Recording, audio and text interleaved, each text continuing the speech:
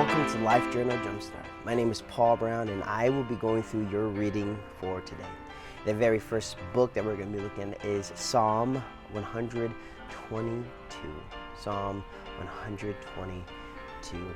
And this psalm really is a liturgical psalm. It's a psalm of a congregational worship unto God.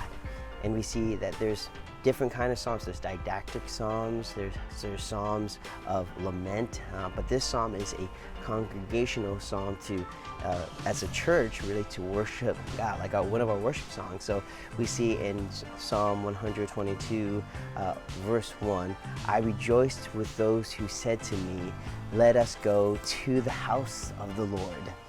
Our feet are standing in your gates, Jerusalem.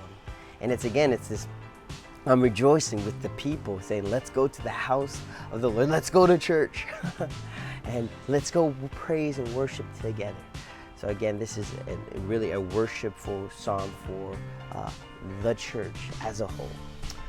The second book that we're going to be looking at is 1 Corinthians chapter 9 to 11. And again, this is really Paul telling the people to be like Christ, to be one, holy, but two, unified.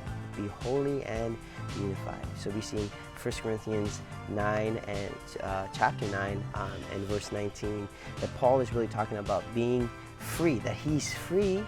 However, he doesn't use his freedom for sin. He uses his freedom to serve and love others. So the question isn't what I can do, but what would Christ want me to do through him? So it's not what would Jesus do, but how would Jesus think? So in 1 Corinthians chapter 9, verse 19, though I am free, I belong to no one.